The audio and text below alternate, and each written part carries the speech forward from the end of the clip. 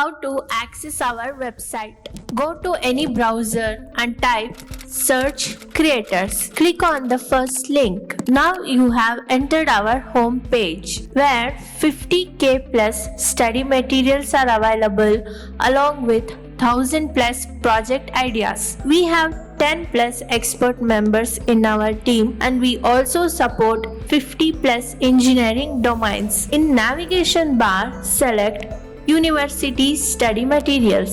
There are 3 streams available: Computer Science, Information Science and Artificial Intelligence and Data Science. For now, we will click on Computer Science. Now we will be able to access all the study materials of different subjects of different semesters. Hello everyone, welcome back to Subscribe to our YouTube channel, your trusted partner for innovative tech solutions and study materials. ಈ ವಿಡಿಯೋದಲ್ಲಿ ನಾವೀಗ BCS 601 ಅಂತ ಈ subject ಅಲ್ಲಿ integrated lab ಇದೆ. So ಇದರೊಳಗೆ ಎಷ್ಟು laboratory components ಇದೆ ಮತ್ತೆ ಯಾವ ತರ ನೀವು ಅದನ್ನ ಎಕ್ಸ್ಪ್ಲೋರ್ ಮಾಡೋದು ಅಂತ ಈ ವಿಡಿಯೋದಲ್ಲಿ ನೋಡ್ತಾ ಹೋಗೋಣ. ಸೊ ಕೋರ್ಸ್ ಕೋಡ್ ಬಂದ್ಬಿಟ್ಟು BCS 601 ಅಂತ. ಸೊ ಈ ಎಲ್ಲಾ ಲ್ಯಾಬೊರೇಟರಿ ಕಾಂಪೋನೆಂಟ್ಸ್ ಮಾಡಿರೋ ಪ್ರೋಗ್ರಾಮ್ ಮತ್ತೆ ಲ್ಯಾಬೊರೇಟರಿ PDF ಏನಿದೆ ಅದನ್ನ ನಾವು ವೆಬ್ಸೈಟ್ ಅಪ್ಡೇಟ್ ಮಾಡಿದ್ವಿ. ಅದನ್ನ ಡೌನ್ಲೋಡ್ ಮಾಡ್ಕೊಂಡೆ ಈ ವಿಡಿಯೋ ನೋಡ್ತಾ ಹೋಗಿ ನಿಮಗೆ ಯೂಸ್ ಆಗುತ್ತೆ. ಯಾವ ತರ ನಾವು ಆ ಪ್ರೋಗ್ರಾಮ್ಸ್ ಮಾಡಿದೀವಿ ಮತ್ತೆ ಏನೇನು ಕಾಂಪೋನೆಂಟ್ಸ್ ಏನೇನು ಟೂಲ್ಸ್ ಯೂಸ್ ಮಾಡ್ತೀವಿ. ಸೊ ಅದಕ್ಕೋಸ್ಕರ ನೀವು ಈ ಲ್ಯಾಬ್ ಮೇಲ್ PDF ನ ಡೌನ್ಲೋಡ್ ಮಾಡ್ಕೊಂಡೆ ನೋಡ್ತಾ ಹೋಗಿ. ಸೊ ಬಿಲೋ ಡಿಸ್ಕ್ರಿಪ್ಷನ್ ಬಾಕ್ಸ್ ಅಲ್ಲಿ ನಾವು ಲಿಂಕ್ ಅನ್ನು ಕೊಟ್ಟಿರ್ತೀವಿ. ಥ್ರೂ ಆ ಲಿಂಕ್ ಮುಖಾಂತರ ನೀವು ಡೌನ್ಲೋಡ್ ಮಾಡ್ತಾ ಹೋಗಬಹುದು. ಓಕೆ, ಈಗ ಡೌನ್ಲೋಡ್ ಮಾಡಿದಾಯ್ತು. ನೀವೀಗ ಒಂದೊಂದೇ ಲ್ಯಾಬೊರೇಟರಿ ಕಾಂಪೋನೆಂಟ್ಸ್ ಬ್ರೀಫ್ ಆಗಿ ಈಗ ತಿಳ್ಕೊಳ್ತಾ ಹೋಗೋಣ. ಬನ್ನಿ. ಮೊದಲನೇದಾಗಿ ವರ್ಚುವಲ್ ಮಿಷನ್ ಡಿಪ್ಲಾಯ್ಮೆಂಟ್ ಅಂತ, VM ಡಿಪ್ಲಾಯ್ಮೆಂಟ್ ಅಂತ. ಸೊ ಇದ್ರಾಗೆ ನಾರ್ಮಲ್ ಸಿಸ್ಟಮ್ ಅಲ್ಲಿ ಯಾವ ತರ ಒಂದು ವರ್ಚುವಲ್ ಮಿಷನ್ ನ ಇನ್ಸ್ಟಾಲ್ ಮಾಡ್ಬಿಟ್ಟು ಅದಕ್ಕೆ ಒಂದು ಯಾವ್ದೋ ಒಂದು OS ಇನ್ಸ್ಟಾಲ್ ಮಾಡ್ತೀವಲ್ಲ, ಅದೇ ತರ ಒಂದು ಗೂಗಲ್ ಅವರೇ ಒಂದು ಬಿಟ್ಟಿದ್ದಾರೆ ವರ್ಚುವಲ್ ಮಿಷನ್ಸ್ ನ. ಅದನ್ನ ನೀವು ಯಾವ ತರ ಎಕ್ಸ್ಪ್ಲೋರ್ ಮಾಡೋದು, ಅದ್ರಾಗ ಯಾವ ತರ CPU ಕ್ರಿಯೇಟ್ ಮಾಡೋದು ಮತ್ತೆ ಮೆಮೊರಿನ ಅಲೋಕೇಟ್ ಮಾಡೋದು ಮತ್ತೆ ಯಾವ ತರ ಒಂದು OS ನ ಇನ್ಸ್ಟಾಲ್ ಮಾಡೋದು ಅಂತ ಈ ಪ್ರೋಗ್ರಾಮ್ ಅಲ್ಲಿ ತಿಳ್ಕೊಳ್ತಾ ಹೋಗ್ತೀವಿ ಮುಂದಿನ ಅಪ್ಕಮಿಂಗ್ ವಿಡಿಯೋಸ್ ಅಲ್ಲಿ. ನೆಕ್ಸ್ಟ್ ಎರಡನೇ program cloud shell and Google cloud ಅಂತ. ಕ್ಲೌಡ್ ಶೆಲ್ ಅಂದ್ರೆ ನಿಮ್ಮ ಸಿಸ್ಟಮ್ ಅಲ್ಲಿ ಯಾವ್ದೋ ಒಂದು ಟರ್ಮಿನಲ್ ಕಮಾಂಡ್ ಪ್ರಾಂಪ್ಟ್ ಇರುತ್ತೋ ಅದೇ ತರ ಒಂದು ಇದ್ರೊಳಗೆ ಗೂಗಲ್ ಕ್ಲೌಡ್ ಅಲ್ಲೂ ಬಿಟ್ಟಿರುತ್ತೆ, ಗೂಗಲ್ ಅವರು ಬಿಟ್ಟಿದ್ದಾರೆ ಶೆಲ್ ನ. ಅದನ್ನ ಎಕ್ಸ್ಪ್ಲೋರ್ ಮಾಡ್ತಾ ಹೋಗ್ತೀವಿ ಈ ಪ್ರೋಗ್ರಾಮ್ ಅಲ್ಲಿ.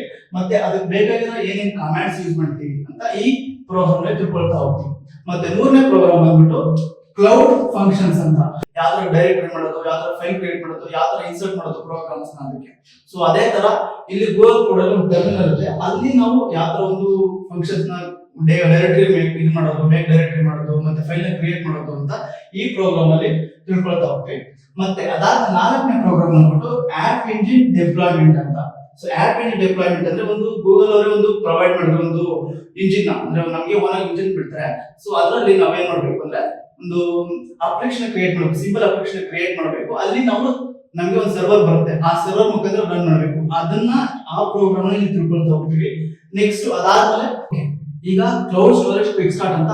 ಸೊ ಇದರಲ್ಲಿ ಕ್ಲೌಡ್ ಸ್ಟೋರೇಜ್ ಕ್ವಿಕ್ ಸ್ಟಾರ್ಟ್ ಅಂದ್ರೆ ನಮ್ಮ ಸಿಸ್ಟಮ್ ಅಲ್ಲಿ ನಾರ್ಮಲ್ ನಮ್ಮ ಸಿಸ್ಟಮ್ ಅಲ್ಲಿ ಇರುತ್ತೆ ಒಂದು ಸ್ಟೋರೇಜ್ ಇರುತ್ತೆ, ನಮ್ಮ ಹಾರ್ಡ್ ಡಿಸ್ಕ್ ಇರುತ್ತೆ ಅಥವಾ ಏನೋ ಒಂದು SSD ಇರುತ್ತೆ. ಅದೇ ತರ ಕ್ಲೌಡ್ ಅಲ್ಲಿ ನಾವು ಎಷ್ಟೊಂದು ಫೈಲ್ಸ್ ಸ್ಟೋರ್ ಮಾಡಬೇಕು, ಒಂದು ಪ್ರೋಗ್ರಾಮ್ ಸ್ಟೋರ್ ಮಾಡಬೇಕು ಅಥವಾ ಒಂದೇನೊಂದು ವೆಬ್ ಅಪ್ಲಿಕೇಶನ್ ಸ್ಟೋರ್ ಮಾಡಬೇಕು. ಸೊ ಅದಕ್ಕೋಸ್ಕರ ಅಂದ್ರೆ ಕ್ಲೌಡ್ ಅಲ್ಲಿ ತೋರಿಸೋದಕ್ಕೋಸ್ಕರ ಸೊ ಅದನ್ನ ಇಲ್ಲಿ ಎಕ್ಸ್ಪ್ಲೋರ್ ಮಾಡ್ತೀವಿ. ಯಾವ ತರ ಒಂದು ಫೈಲ್ ಸ್ಟೋರ್ ಮಾಡೋದು, ಒಂದು ವೆಬ್ ಅಪ್ಲಿಕೇಶನ್ ಸ್ಟೋರ್ ಮಾಡೋದು, ಏನಾದ್ರು ಕಸ್ಟಮೈಸಬಲ್ ಏನಿರುತ್ತೋ ಅದನ್ನ ಇಲ್ಲಿ ಸ್ಟೋರ್ ಮಾಡೋದಕ್ಕೆ ಒಂದು ಕ್ವಿಕ್ ಸ್ಟಾರ್ಟ್ ಅಂತ ಇದರಲ್ಲಿ ತಿಳ್ಕೊಳ್ತಾ ಹೋಗ್ತೀವಿ. ಓಕೆ, ಈಗ ಆರನೇ ಪ್ರೋಗ್ರಾಮ್ ಮಾಡ್ತಾ ಹೋಗೋಣ. ಆರನೇ ಪ್ರೋಗ್ರಾಮ್ ನೇಮ್ ಬಂದ್ಬಿಟ್ಟು cloud SQL for MySQL. So cloud ಅಲ್ಲಿ ಒಂದೇ ಕೊಡೋದವರು SQL ಅಂತ, ಸ್ಟ್ರಕ್ಚರ್ ಕ್ವೆರಿ ಲ್ಯಾಂಗ್ವೇಜ್ ಅಂತ. ಅಂದ್ರೆ ನಮಗೆ ಡಿಫ್ರೆಂಟ್ ಡೇಟಾಬೇಸ್ ಯೂಸ್ ಮಾಡೋದಕ್ಕೆ ಕೊಡ್ತಾರೆ. ಸೊ MySQL ತರನೇ MySQL ಮಾಡಿವಿ ಈ ಡೇಟಾಬೇಸ್ ಸೆಟಪ್ ಮಾಡೋದಕ್ಕೆ ಕ್ಲೌಡ್ SQL ನ ನಾವು ಯೂಸ್ ಮಾಡಬೇಕು. ಅದ್ರ ಬಗ್ಗೆ ಇನ್ ಡೆಪ್ತ್ ಆಗಿ ಈ ಪ್ರೋಗ್ರಾಮ್ ಅಲ್ಲಿ ತಿಳ್ಕೊಳ್ತಾ ಹೋಗ್ತೀವಿ. ನೆಕ್ಸ್ಟ್ ಅದಾದ್ಮೇಲೆ ಏಳನೇ ಪ್ರೋಗ್ರಾಮ್ ಬಂದ್ಬಿಟ್ಟು ಕ್ಲೌಡ್ ಪಬ್ ಅಂಡ್ ಸಬ್ ಅಂತ. ಪಬ್ ಅಂದ್ರೆ ಪಬ್ಲಿಷರ್ಸ್ ಮತ್ತೆ ಸಬ್ ಅಂದ್ರೆ ಸಬ್ಸ್ಕ್ರೈಬರ್ಸ್ ಅಂತ. ಸೊ ಇದ್ರ ಬಗ್ಗೆ ನಾವು ಪಬ್ಲಿಷರ್ಸ್ ಯಾವ ತರ ಯೂಸ್ ಮಾಡಿ ಮೆಸೇಜಿಂಗ್ ಸರ್ವಿಸಸ್ ನ ಮತ್ತೆ ಸಬ್ಸ್ಕ್ರೈಬ್ ಯಾವ ತರ ಸಿಗ್ನಲ್ಸ್ ರಿಯಲ್ ಟೈಮ್ ನ ಆಕ್ಸೆಸ್ ಮಾಡೋದಕ್ಕೆ ಯೂಸ್ ಮಾಡ್ತಾರೆ ಅಂತ ಅದ್ರ ಬಗ್ಗೆ ಇನ್ ಡೆಪ್ತ್ ಆಗಿ ಈ ಪ್ರೋಗ್ರಾಮ್ ಅಲ್ಲಿ ತಿಳ್ಕೊಳ್ತಾ ಹೋಗ್ತೀವಿ. ನೆಕ್ಸ್ಟ್ ಅದಾದ್ಮೇಲೆ 8ನೇ ಪ್ರೋಗ್ರಾಮ್ ಬಂದ್ಬಿಟ್ಟು ಮಲ್ಟಿಪಲ್ VPC ನೆಟ್ವರ್ಕ್ಸ್ ಅಂತ. ಮಲ್ಟಿಪಲ್ ಅಂದ್ರೆ ಮೋರ್ ದೆನ್ ಒನ್ ಅಂತ.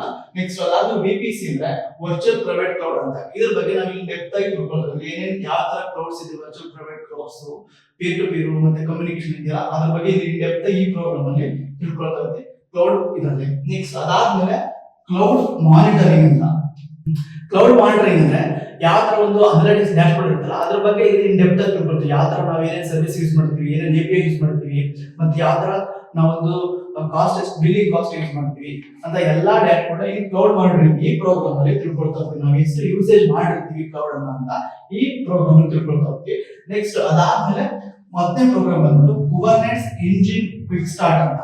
ಕುಬರ್ನೆಟ್ಸ್ ಅಂದ್ರೆ ನಿಮಗೆ ಗೊತ್ತಿರುತ್ತೆ, ಕಂಟೈನರ್ ರೈಸ್ಡ್ ಅಪ್ಲಿಕೇಶನ್ ಏನಿರುತ್ತೆ ಅದನ್ನ ನಾವಿಲ್ಲಿ ಒಂದು ಕುಬರ್ನೆಟ್ಸ್ ಅಲ್ಲಿ ಹಾಕ್ಬಿಟ್ಟು ರನ್ ಮಾಡೋ ಅಪ್ಲಿಕೇಶನ್ ಅದ್ರ ಬಗ್ಗೆ ಇಲ್ಲಿ ಸ್ವಲ್ಪ ಇನ್ ಡೆಪ್ತ್ ತಿಳ್ಕೊಳ್ತಾ ಹೋಗ್ತೀವಿ ಈ ಪ್ರೋಗ್ರಾಮ್ ಅಲ್ಲಿ. ಓಕೆ, ಈಗ ಗೊತ್ತಾಯ್ತಲ್ಲ 10 ಪ್ರೋಗ್ರಾಮ್ಸ್ ಏನೇನ್ ಲ್ಯಾಬೊರೇಟರಿ ಕಾಂಪೊನೆಂಟ್ಸ್ ಇದೆ ಅಂತ. ಸೊ ಈಗ ನೆಕ್ಸ್ಟ್ ವಿಡಿಯೋದಲ್ಲಿ ನಾವು ಒಂದೊಂದು ಲ್ಯಾಬೊರೇಟರಿ ಕಾಂಪೊನೆಂಟ್ಸ್ ಬಗ್ಗೆ ಇನ್ ಡೆಪ್ತ್ ಆಗಿ ಮತ್ತೆ ಥ್ರೂ ಕೋಡ್ ಮುಖಾಂತರ this is all our cloud computing laboratory integrated laboratory ಈ ಎಲ್ಲಾ ಪ್ರೋಗ್ರಾಮ್ಸ್ ಮುಂದಿನ ಅಪ್ಕಮಿಂಗ್ ಇನ್ ಡೆಪ್ತ್ ಆಗಿ ನಾವು ಎಕ್ಸ್ಪ್ಲೇನ್ ಮಾಡ್ತಾ ಹೋಗ್ತೀವಿ. So thanks for watching. Please like, share and subscribe our channel.